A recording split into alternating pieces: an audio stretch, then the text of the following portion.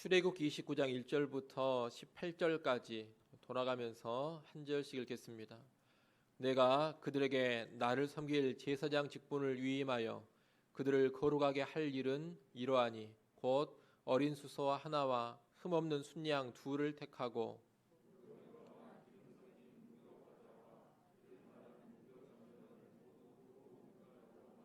그것들을 한 광주리에 담고 그것을 광주리에 담은 채 그 송아지와 두 양과 함께 가져오라.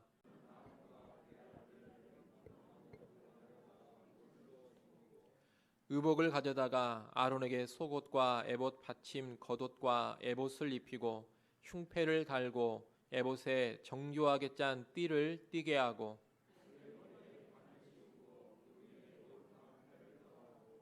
관유를 가져다가 그의 머리에 부어 바르고 아론과 그의 아들들에게 띠를 띠우며 관을 씌워 그들에게 제사장의 직분을 맡겨 영원한 규례가 되게 하라. 너는 이같이 아론과 그의 아들들에게 위임하여 거룩하게 할지니라.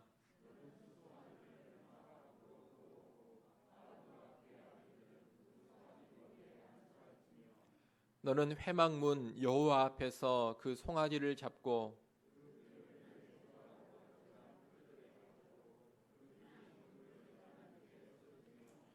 내장에 덮인 모든 기름과 간 위에 있는 꺼풀과 두 콩팥과 그 위에 기름을 가져다가 제단 위에 불사르고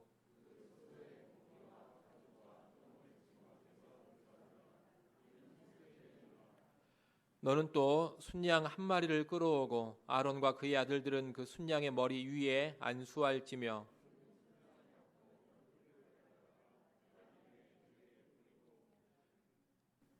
그 순양의 각을 뜨고 그 장부와 다리는 씻어 각을 뜬 고기와 그 머리와 함께 두고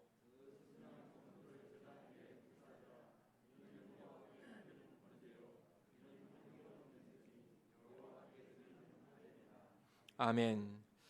우리가 지난 3주에 걸쳐서 제사장의 의복에 관한 말씀들을 쭉 살펴봤습니다. 이제 29장은 제사장을 세우고 직분을 위임하는 위임식에 관한 말씀입니다. 제사장 위임식을 어떻게 진행할 것인가 이것을 가르쳐 주는 것이 출애굽기 29장입니다. 먼저 오늘 본문 1절부터 4절까지 말씀은 제사장 위임식의 준비입니다. 먼저 1절을 보십시오. 1절에 보면 내가 그들에게 나를 섬길 제사장 직분을 위임하여 이렇게 되어 있습니다. 지금 29장 말씀은 앞에 있는 말씀들과 더불어서 시내산 정상에서 하나님이 모세에게 들려주시는 말씀입니다. 그러니 1절에 너는 누구겠습니까? 1절에 너는 모세입니다. 그리고 그들은 누구겠습니까? 그들은 이 제사장으로 세워지는 아론과 아론의 아들들을 가리키는 것입니다. 모세를 통해서 아론과 그 아들들에게 제사장 직분을 맡기는 위임 의식을 행하라. 하나님 먼저 이렇게 말씀을 하시는 겁니다.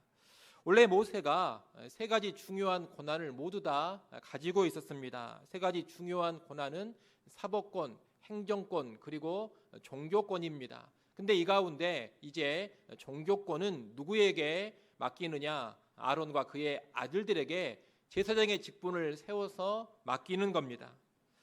이런 제사장 위임을 위해서는 먼저 제물로 어린 수소 하나와 흠없는 순양 둘 그리고 몇 종류의 무교병을 준비합니다. 1절 하반절부터 2절 3절에 보면 그런 내용이 쭉 나옵니다. 이렇게 어린 수소 하나와 흠없는 순양 둘 그리고 여러 종류의 무교병을 준비하고서 제사장 위임을 받게 될 아론과 아론의 아들들을 회막문으로 데려다가 물로 씻으라고 합니다. 4절 말씀을 여러분이 한번 읽어보십시오. 4절 말씀 읽습니다.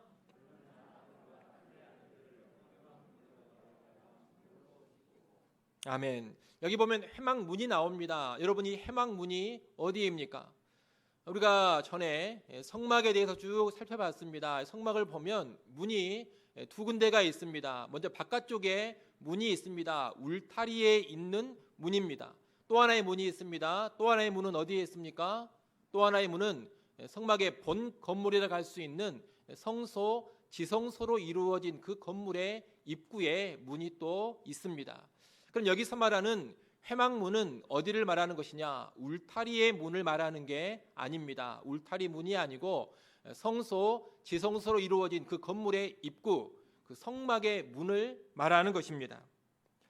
제사장들은 하나님의 처소인 성막의 성소와 지성소에 들어가서 섬기는 사람들입니다. 그러니 그 입구인 회막문에서 씻기는 것이 적절합니다. 또한 이 회막의 문, 성막의 문은 성막에 거하시는 하나님과 성막의 뜰에서 제사 또는 기도를 드리는 백성들 사이에 중재하기에 적절한 장소입니다. 여러분 그렇지 않습니까? 하나님은 성막에 거하십니다. 그리고 백성은 어디에서 제사를 드리고 기도를 드리느냐? 성막의 뜰에서 제사를 드리거나 기도를 드립니다. 그렇기 때문에 그 사이에 있는 회막문은 중보자 역할을 하는 제사장에게 있어서 그 직무와 연관해서 상징적인 장소가 되는 겁니다. 성막의 하나님과 뜰에 있는 백성 그 사이에서 중재하는 것이 제사장의 직무인데 회막문이 그런 제사장이 위임의식을 행하기에 직무와 연관해서 가장 적절한 장소라는 겁니다. 특별히 이렇게 위임식을 준비하는 과정에서 아론과 그 아들들을 물로 씻었다고 합니다. 물로 씻은 이유는 제사장 직분을 감당하려면 무엇보다도 거룩해야 하기 때문입니다. 물로 씻는다라는 것은 거룩을 상징하는 것입니다. 거룩하게 살지 않으면서 제사장이 하나님을 제대로 드러낼 수가 없습니다. 또 거룩하게 살지 않으면서 거룩하신 하나님과 백성 사이에 중보자 역할을 제대로 감당할 수도 없습니다. 그러니 제사장 직무를 감당하려는 사람은 무엇보다 거룩의 준비가 있어야 하는 겁니다. 구약의 제사장만 그러는 것이 아니라 신약의 제사장인 우리 성도들도 마찬가지입니다. 신약의 제사장인 우리 성도들이 제사장의 직무를 제대로 감당하려면 항상 무엇이 먼저 전제되어 있어야 하느냐? 거룩이 전제되어 있어야 합니다. 거룩해야지만 제사장답게 살아갈 수가 있다는 겁니다. 그런 맥락에서 신약 성경을 보게 되면 신약 성경 곳곳에서 성도들의 거룩함을 강조하고 있는 것을 보게 됩니다. 우리 그 가운데 대표적인 구절 하나만 찾아보겠습니다. 고린도후서 7장 1절 말씀 우리 한번 보겠습니다. 고린도후서 7장 1절 말씀입니다.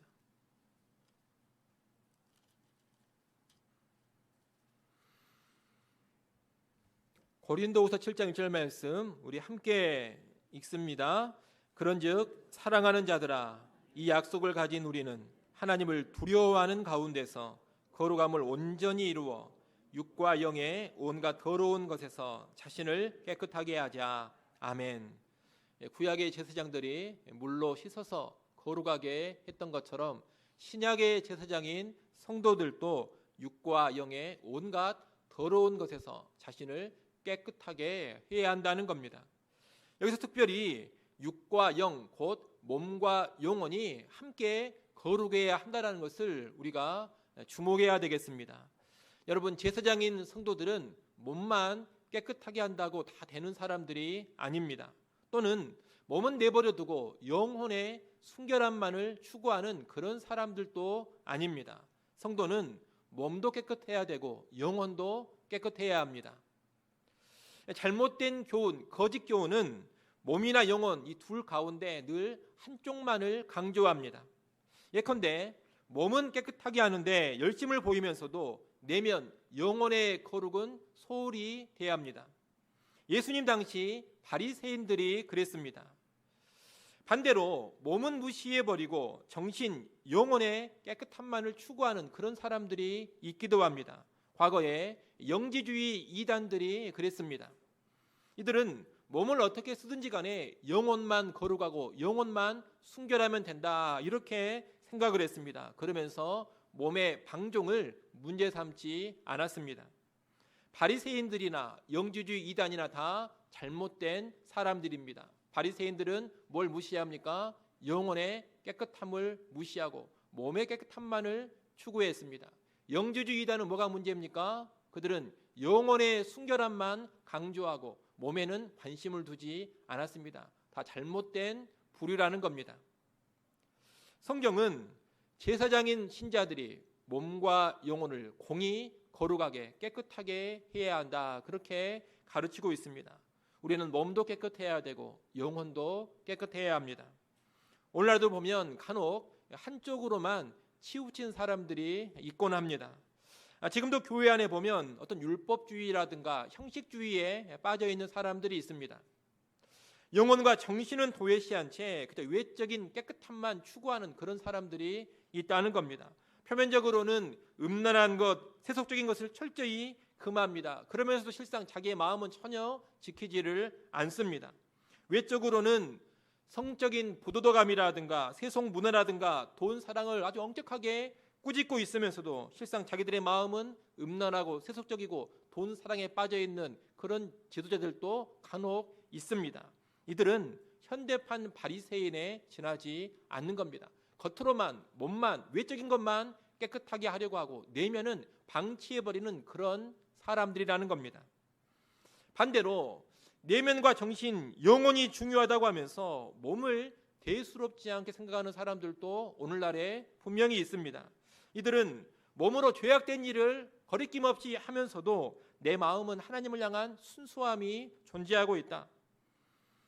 또 그릇된 세상 문화에 빠져 있으면서도 방종의 삶을 살고 있으면서도 하나님은 나를 사랑하고 나 또한 하나님을 사랑한다, 이런 생각에 빠져 있습니다. 그러면서 신앙의 위안을 받고 있다는 겁니다. 최근에 소위 유명하다는 연예인들 가운데 이런 사람들이 종종 나오는 것 같습니다. 예수님을 믿고 어떤 허무함에서 벗어났다, 예수님을 믿고서 이제 내가 인생의 목적을 찾게 되었다, 그렇게 이야기합니다. 그러면서 간증도 하고 SNS에 자신의 어떤 신앙적인 발언을 하기도 하고 자기의 신앙적인 삶을 올리기도 합니다. 그런 모습을 보면 다른 교회 다니는 사람들이 야, 이 사람이 이제 예수님 믿고 변화가 됐구나, 이렇게 생각을 하고 그런 내용들을 이곳저곳으로 퍼 나르기도 합니다. 근데 이런 연예인들이 또 한편에서는 몸을 마음껏 그냥 죄 짓는데 바칩니다. 성적인 윤리가 성경적이지 않습니다. 분명 예수 믿는다고 하고 허무함에서 벗어났다 그러고 이제 예수를 위해 살겠다, 그렇게 공언을 하고 예수 안에서 무슨 위안을 받고 있다, 그렇게 말을 하는데 여전히 클럽에서 여자들을 만나서 하룻밤 쾌락을 즐기고 있습니다. 또는 혼전 임신을 하고서 당당하게 하나님의 선물이다, 축복이다, 그렇게 이야기를 하기도 합니다. 이런 것은 대단히 비정상적인 모습입니다. 뭔가 내면의 정신, 영혼의 상태는 하나님을 만났다고 하고 믿음을 가지고 있다고 하고 뭔가 신앙을 통해 위로를 받고 고상한 것을 추구하는데 몸은 방치하고 있는 겁니다. 이런 믿음은 성경적이지 않습니다. 뭔가 잘못돼도 한참 잘못된 모습입니다. 여러분, 하나님이 말씀하시는 거룩은 몸의 거룩이요 동시에 영혼의 거룩입니다. 육과 영의 온갖 더러운 곳에서 자신을 깨끗하게 하는 것이 제사장 된 신자의 거룩이라는 겁니다. 육신도 영혼도 깨끗하게 씻어야 하지만 제사장다운 거룩을 유지하는 것이고 그런 모습이 있어야지만 제사장다운 사명도 제대로 감당할 수가 있는 겁니다. 이런 내용을 여러분 꼭 기억하시고 오늘날 우리는 신약의 제사장들답게 깨끗하게 씻겨져서 육과 영의 온갖 더러운 곳에서 자신을 잘 지키고 거룩한 그런 제사장으로 설 수 있기를 간절히 소원합니다. 다시 오늘 본문으로 돌아오십시오. 다시 출애굽기 29장으로 여러분 오시면 이제 5절부터 9절까지 말씀은 제사장에게 제사장의 의복을 입히고 기름을 붓는 의식을 보여주고 있습니다. 하나님은 아론과 그의 아들들에게 제사장의 의복을 입으라고 합니다. 아론은 에봇과 청색 겉옷을 포함한 대제사장 의복을 다 갖추어 입습니다. 그리고 아론의 아들들은 세마포로 짠 속옷을 입고 띠를 두르고 관을 쓰게 됩니다. 이런 의복의 의미는 우리가 이미 지난 시간까지 다 자세하게 살펴봤습니다. 이런 제사장들이 의복을 입고 나서 이제 뭘 하느냐, 관유를 가져다가 그들의 머리에 붓습니다. 7절 말씀을 여러분이 한번 읽어보십시오. 29장 7절 말씀 읽습니다. 아멘. 관유라는 말이 나옵니다. 관유라는 것은 특별하게 제도된 붓는 용도의 기름을 말하는 겁니다. 7절 말씀에 보면 대제사장 아론에게 기름을 부어라 그렇게 되어 있습니다. 그리고 오늘 본문에 보면 나머지 아들들에게 기름 붓는 내용은 나오지 않습니다. 그래서 오늘 본문만 보게 되면 기름을 붓는데 대제사장에게만 기름을 붓는가 이렇게 오해할 수도 있습니다만 다른 부분들을 참고하면 아론에게만 기름 붓는 게 아니라 아론과 그 아들들에게 다 기름을 붓습니다. 말씀 하나 우리가 보겠습니다.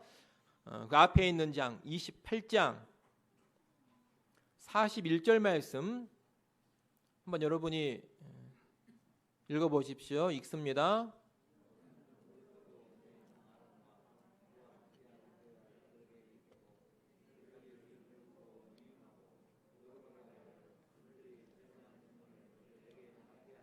아멘. 여기 보면 의복을 입히고 어떻게 하라고 합니까? 그들에게 기름을 부어 위임하라 이렇게 되어 있습니다. 이 말씀을 통해 보면 아론 한 사람에게만 대제사장에게만 기름을 부은 것이 아니라 아론과 그의 아들들 일반 제사장들에게도 기름을 부어 위임했음을 우리가 알 수 있습니다. 더 정확하게 하기 위해서 한 말씀 더 찾아보겠습니다. 우리 40장으로 한번 가보겠습니다. 40장 15절 말씀을 보십시오.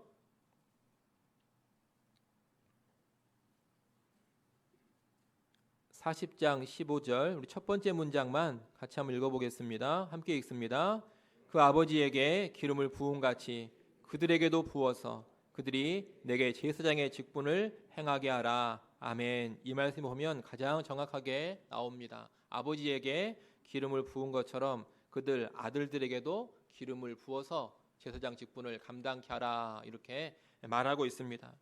그러니 관유는 대제사장과 제사장 모두에게 아무튼 제사장이면 다 관유를 부어서 직분자로 세우는 겁니다.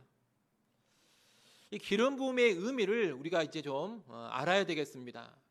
이 기름 부음은 어떤 인물을 위해서 특별한 하나님의 선택, 하나님의 부르심을 받았다 이런 의미를 일단 가지고 있습니다. 아무에게나 기름을 붓지 않습니다. 하나님이 택하시고 부르사 세워준 직분자에게만 기름을 붓는 겁니다. 이 기름 부음과 연관해서 그리스도 또는 메시아라는 호칭이 나오게 됩니다. 그리스도, 메시아 여러분 이 뜻이 뭡니까? 기름 부음을 받은 자 이런 뜻입니다. 기름 부음을 받은 자 이것을 히브리어로 말하면 메시아가 되는 것이고 헬라어로 말하면 그리스도가 되는 겁니다. 구약에 보면 제사장과 선지자, 왕이 이 그리스도 메시아였습니다. 제사장, 선지자, 왕이 기름 부음 받은 사람이라는 겁니다. 왜 이들에게 기름을 붓느냐? 다른 이유가 아닙니다. 하나님이 특별히 누군가를 불러다가 왕으로 세우고 선지자로 세우고 그리고 제사장으로 세우기 때문입니다. 하나님이 특별히 선택하고 불렀다 이런 의미에서 그들에게만 기름을 부어 직분자로 삼는 겁니다. 아울러 이 기름 부음은 또 하나의 의미를 가지고 있습니다. 그것은 성령의 임하심과 능력을 상징하는 겁니다. 머리에 기름이 부어져서 온몸에 흘러 적시어듯이 성령께 직분을 받은 사람은 성령의 충만함을 힘입는다 그런 의미를 이 기름 부음이 보여주고 있다는 겁니다.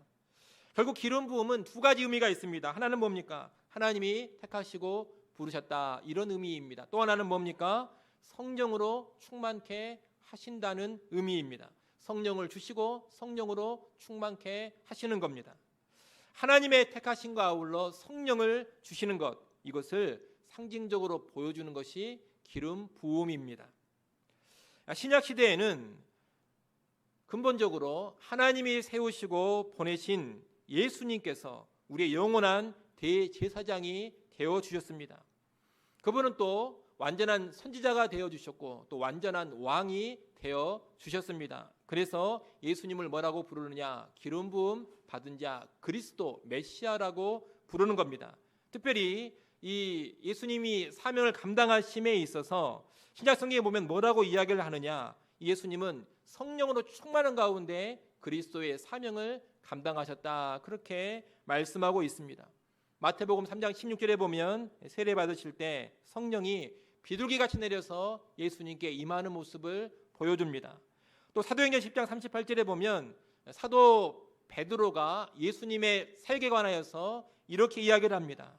하나님이 나사렛 예수에게 성령과 능력을 기름 붓듯 하셨음에, 이렇게 말하고 있습니다. 하나님께서 예수님을 특별히 택하시고 부르셨습니다. 그리고 왕과 제사장과 선지자의 직분자로 세우셨습니다. 또 하나님께서 예수 그리스도에게 성령으로 충만케 하셔서 그 성령의 능력으로 모든 사역을 감당케 하셨습니다. 그러한 것들을 다 총칭해서 뭘로 표현하는 것이냐? 기름 부었다, 이렇게 표현을 한다는 겁니다. 아울러 신약 시대에 하나님께서는 예수 그리스도만이 아니라 예수 그리스도를 믿는 신자들에게도 역시 기름을 부어 제사장으로 삼아 주셨습니다. 다시 말하면 예수 믿는 우리에게도 제사장의 기름 부음이 의미하는 그런 일이 그대로 이루어졌다는 겁니다. 하나님의 택하심, 부르심이 있고 성령의 주심이 우리에게 있는 겁니다. 먼저 우리에게는 하나님의 택하심과 부르심이 있습니다. 이것은 그렇게 어려운 내용이 아닙니다. 성경 곳곳에서 명확하게 제사장인 우리의 택하심과 부르심을 말해주고 있기 때문입니다. 우리가 뭔가 원하거나 남들과 경쟁을 해가지고 구원을 받거나 제사장의 직분을 획득한 것이 아닙니다. 우리가 원하고 우리가 획득한 것이 아니라 하나님이 주권적으로 선택하시고 우리를 불러주셨습니다. 그 하나님의 선택과 부르심 가운데 우리가 제사장이 된 겁니다. 이와 연관된 말씀을 우리가 하나 찾아보겠습니다. 우리 베드로전서 2장 9절 말씀 한번 보겠습니다.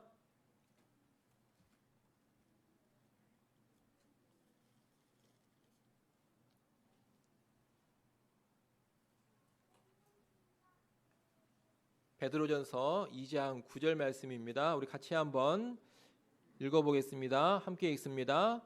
그러나 너희는 택하신 족속이요 왕 같은 제사장들이요 거룩한 나라요 그의 소유가 된 백성이니 이는 너희를 어두운 데서 불러내어 그의 기이한 빛에 들어가게 하시니에 아름다운 덕을 선포하게 하려 하심이라. 아멘.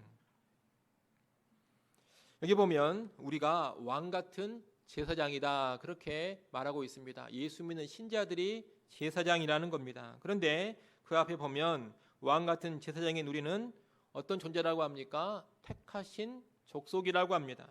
하나님의 선택을 말하는 겁니다.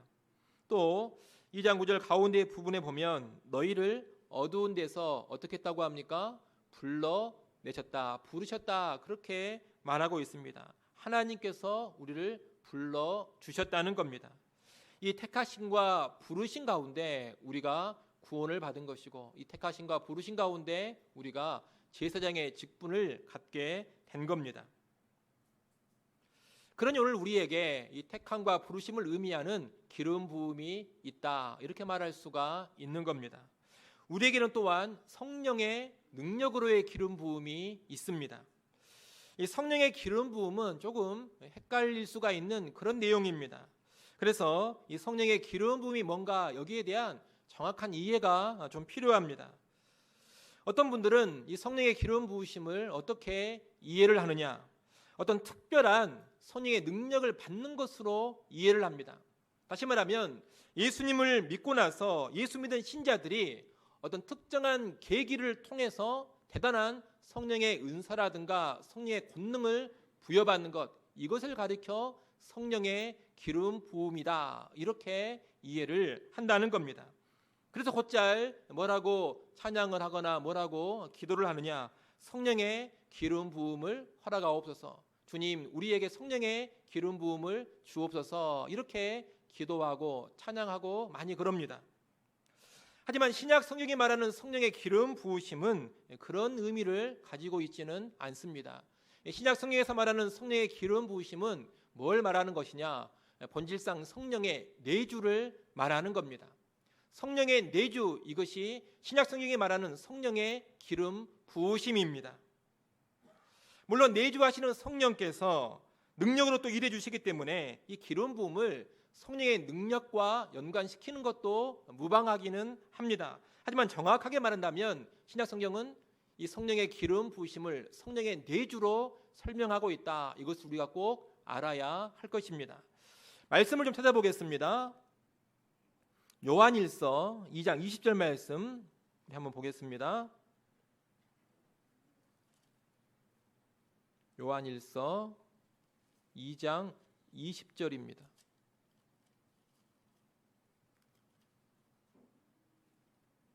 요한일서 2장 20절 말씀 여러분이 한번 읽어보십시오. 읽습니다.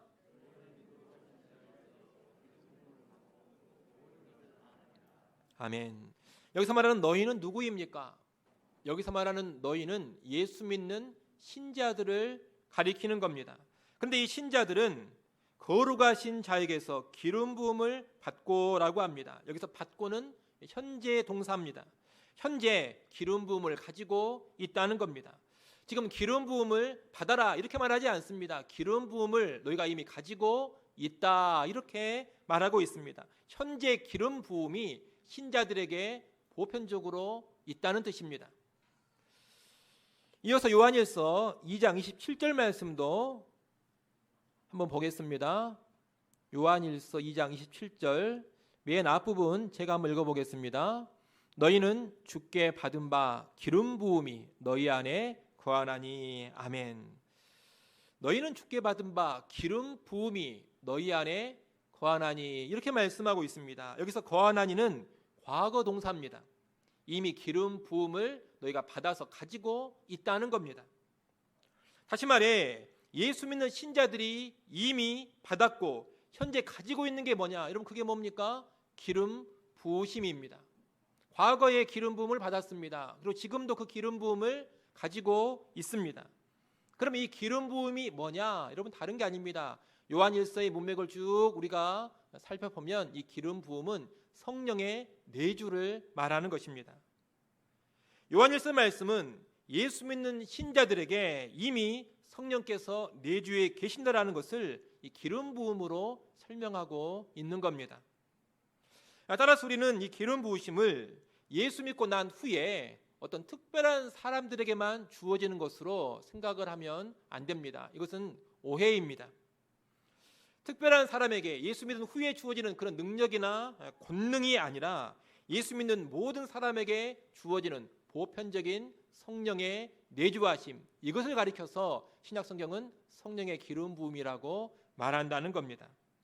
앞에서도 잠깐 말한 것처럼 내주하시는 성령님도 권능의 성령님이요 능력의 성령님이시기 때문에 그런 면에서 이 기름 부음을 성령의 능력이나 권능과 연결을 시킬 수도 있습니다. 그러나 여하튼 기름 부음의 본질적인 의미는 뭐냐? 성령의 내주라는 것.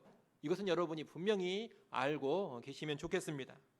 여러분 하나님은 아론과 그 아들들을 택하사 제사장으로 삼으시고 성령으로 그 직분을 감당케 하셨습니다. 이것을 뭘로 상징적으로 보여주는 것이냐? 기름 부음으로 상징적으로 보여주신 겁니다. 마찬가지로 신약 시대에는 예수 믿는 우리를 택하시고 부르사 제사장으로 삼으시고 성령의 권능으로 내주를 통하여서 그 직분을 제대로 감당케 하시는 겁니다.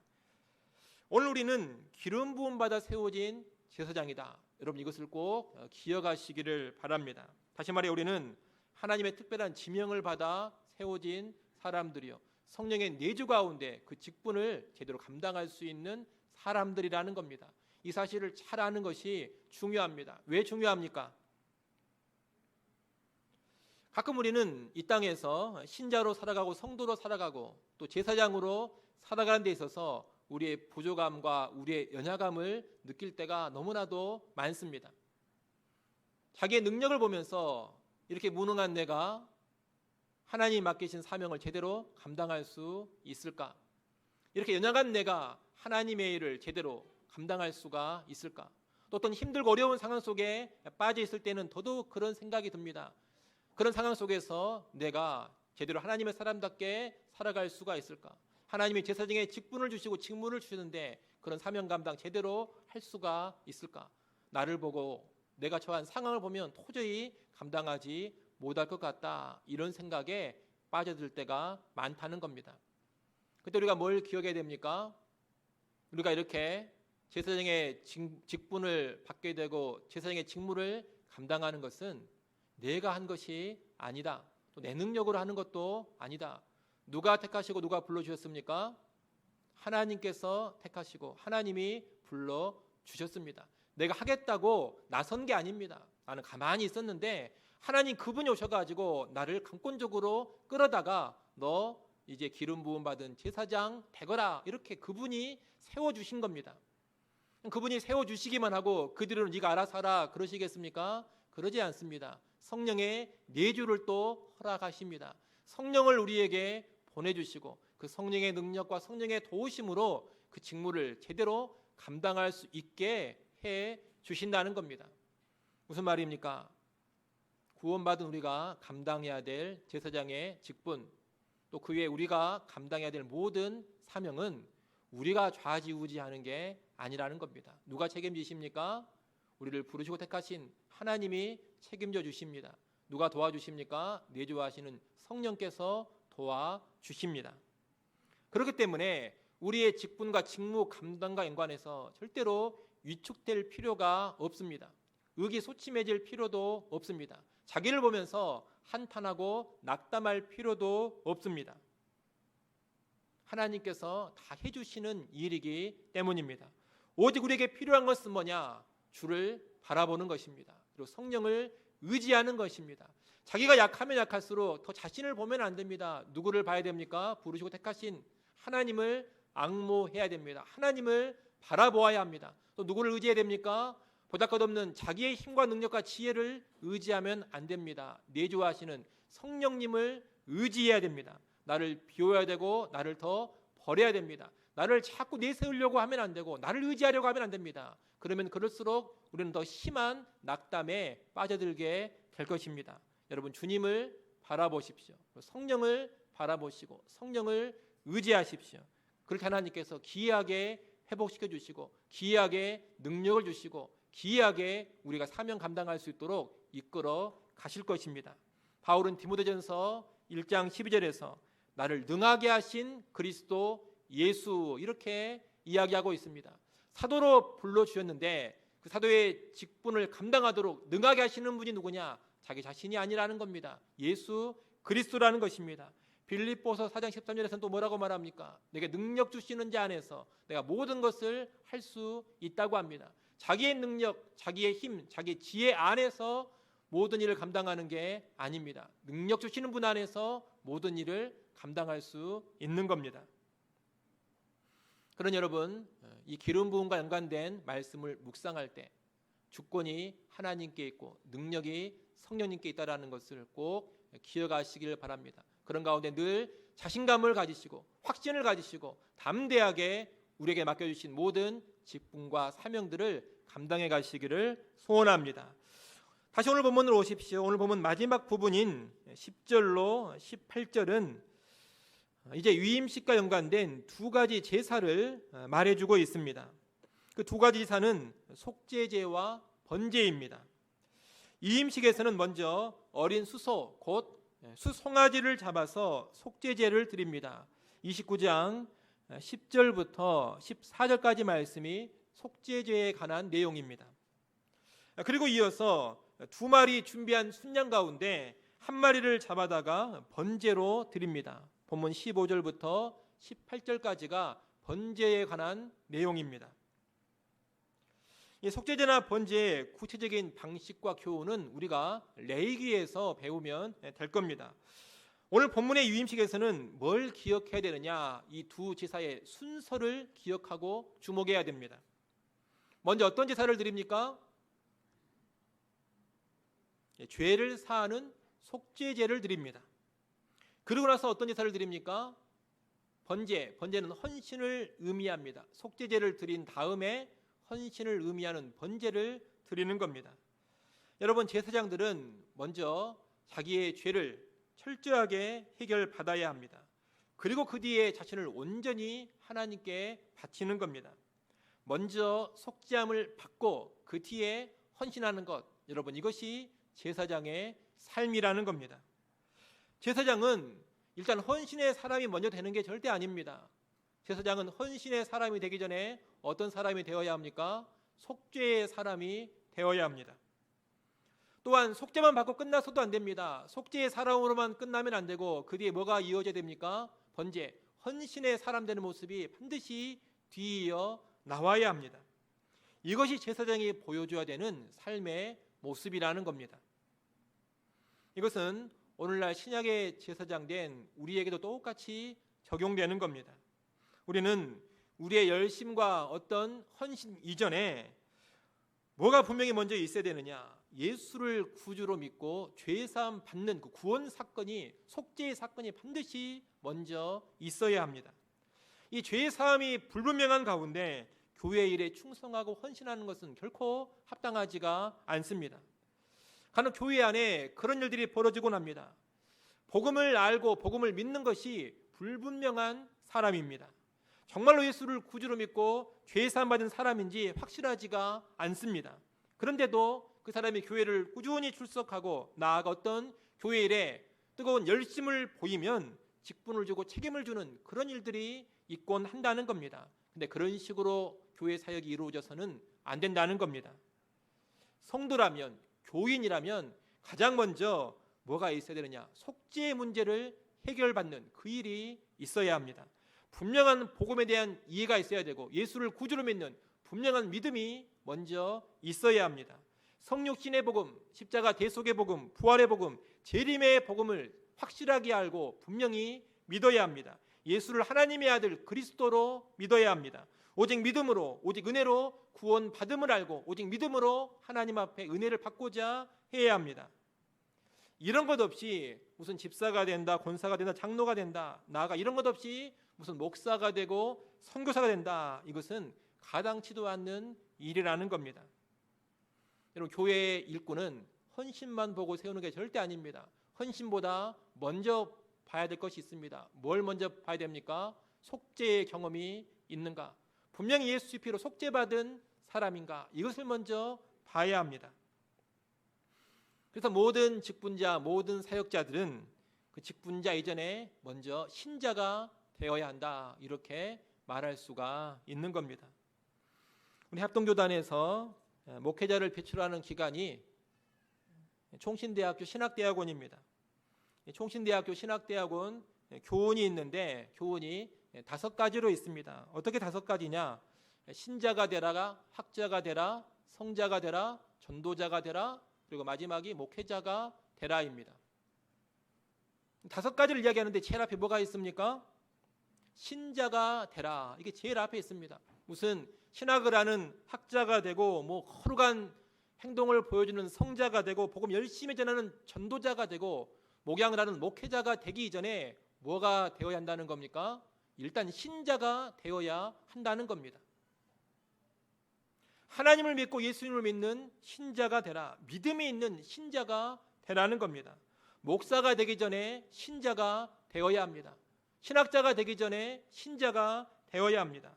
무슨 교수가 되기 전에 신자가 되어야 되고 무슨 전도자, 선교사가 되기 전에 신자가 되어야 합니다. 교회 안에서 보자면 집사나 장로나 권사가 되기 전에 신자가 되어야 한다는 겁니다. 무슨 전도회 회장이나 기관의 부장이 되기 전에 먼저 신자가 되어야 한다는 겁니다. 그런 신자가 되지 않고서 목사가 되면 얼마나 위험한 일이 벌어지는지 모릅니다. 신자가 되지도 않고 선교사가 되면 선교지에서도 얼마나 황당한 일들이 벌어지는지 모릅니다. 신자가 되지 않고서 신학교 교수가 되면 신학교가 또 얼마나 문란해지는지 모릅니다. 오늘날 교계 안에는 그런 일들이 안타깝게도 많이 있습니다. 신자가 아닌데 목회자가 되어 있고, 신자가 아닌데 신학교 교수가 되어 있고, 신자가 아닌데 선교사가 되어 나가 있는 그런 사람들이 종종 있다는 겁니다. 대단히 안타까운 일이 아닐 수가 없습니다. 교계만 그런 것이 아니라 교회 안에도 그런 일들이 많이 있는 것 같습니다. 신자가 아닌데 직분자 된 사람들이 적지 않게 있습니다. 여러분, 자기가 먼저 속죄함 받은 사람인가? 예수의 피로 깨끗하게 된 사람, 죄사함 받은 사람인가? 이것을 꼭 점검하시기를 바랍니다. 그것이 없으면 교회 안에 들어와 있는 것이 아무런 의미가 없는 겁니다. 그것 없이 헌신하는 것 아무런 의미가 없는 겁니다. 그러니 먼저 속죄의 제사가 분명하게 드려진 그런 성도들이 될 수 있기를 소원합니다. 나아가 예수를 분명히 구주로 믿고 죄사함 받았다면 이제 어떤 사람이 되어야겠습니까? 헌신하는 사람이 되어야 합니다. 다시 말해 분명한 신자라면 이제 헌신자가 되라는 겁니다. 교회 안에 보면 예수 믿고 죄사함 받았다고는 하면서 헌신하지 않는 사람들이 또 대단히 많이 있습니다. 이들은 속죄의 문제는 해결했지만 번제의 제사는 드리고 있지 않는 겁니다. 이 역시 온전한 신앙인의 모습이 아닙니다. 속죄의 제사를 드렸다면 반드시 번제의 제사가 이어져야 합니다. 그래야지만 온전한 신앙인의 모습이요, 온전한 성도의 모습인 것입니다. 그런 사람이 제대로 된 신약시대의 제사장인 것입니다. 그러니 예수를 구주로 믿는 믿음이 분명하다면, 내가 예수 믿는 믿음으로 죄사함 받았다는 확신이 분명하다면 이제 하나님께 내가 온전히 헌신하고 있는가, 이것을 돌아보시기 바랍니다. 복음에 관해서 잘 알려지고 있는 이 로마서 말씀도 우리가 보게 되면 로마서 전반부에서는 무슨 이야기를 합니까? 로마서 전반부에서는 믿음으로 의로워진다는 은혜의 복음, 죄사함의 복음을 말하고 있습니다. 이 전반부가 끝나고 후반부로 들어가는 부분이 로마서 12장입니다. 근데 로마서 12장 첫 부분이 어떤 내용입니까? 너희 몸을 거룩한 산 제물로 하나님께 바쳐라. 여러분, 그런 내용 아닙니까? 은혜로 죄사함 받고 믿음으로 죄사함 받아 구원을 받았다면 이제 뭐 하라는 겁니까? 번제로 너를 바치라는 겁니다. 헌신을 하라는 겁니다. 이렇게 로마서를 보더라도 속죄의 모습과 헌신의 모습이 자연스럽게 이어지는 모양새로 나오고 있습니다. 이게 다른 이유가 아닙니다. 원래 신자의 삶이 그러하기 때문입니다. 여러분, 분명한 신자가 되셨습니까? 예수 믿고 분명히 죄사함 받았습니까? 그러면 이제 여러분의 헌신을 꼭 돌아보시기 바랍니다. 나는 내 전부를 제단 위에 불살라 드리고 있는가? 오늘 본문 한번 보십시오. 18절 첫 번째 문장 뭐라고 되어 있습니까? 그 순양 전부를 제단 위에 불사르라, 이렇게 되어 있습니다. 번제는 다 불태워 드리는 겁니다. 나의 몸과 나의 마음, 나의 시간과 나의 물질, 나의 지성과 나의 감정과 나의 의지, 나의 가정과 나의 직장, 여러분 이 모든 것을 하나님께 바쳐 드릴 줄 알아야 됩니다. 내 모든 것을 번제로 태워 드릴 줄 알아야 한다는 겁니다. 먹든지 마시든지 무엇을 하든지 다 하나님의 영광을 위해 할 줄 알아야 합니다. 이것이 온전한 제사장의 삶입니다. 제사장은 온전히 하나님께 바쳐진 삶을 살아야 한다는 겁니다. 여러분, 구원받은 신자는 이렇게 속죄제와 번제, 다시 말하면 속죄의 은혜와 헌신의 결단이 늘 함께 간다는 것을 기억하시고 꼭 그런 모습으로 우리가 나아갈 수 있기를 간절히 소원합니다. 이제 말씀을 정리하겠습니다. 우리가 오늘 제사장 위임식과 연관해서 크게 세 가지 내용을 봤습니다. 첫째, 제사장은 몸과 영혼이 다 거룩해야 한다, 이것을 봤습니다. 둘째, 제사장은 기름 부음 곧 하나님의 택하심과 성령의 내주하심이 있는 사람으로 능히 그 직분을 감당할 수 있다는 것을 봤습니다. 세 번째로, 제사장은 속죄의 은혜와 헌신의 결단이 늘 함께 가는 사람이어야 함을 봤습니다. 이런 내용들을 잘 기억하시고 오늘날 신약의 제사장인 우리가 이 모습으로 온전히 살아갈 수 있기를 간절히 축원합니다. 기도하겠습니다.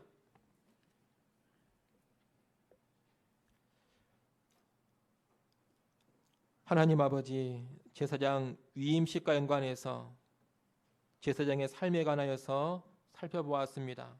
오늘 신약의 제사장인 우리가 위임식을 통해 가르쳐주는 것처럼 몸과 영혼이 다 거룩하게 하시고 하나님의 택하심과 성령의 내주하심이 내게 있음을 확신하고 강하고 담대하고 자신감 있게 제사장의 직분과 사명을 감당케 하여 주옵소서. 또한 제사장으로 이 땅을 살아갈 때 언제나 속죄의 은혜와 더불어 헌신의 결단이 함께 나타나게 하여 주시옵소서.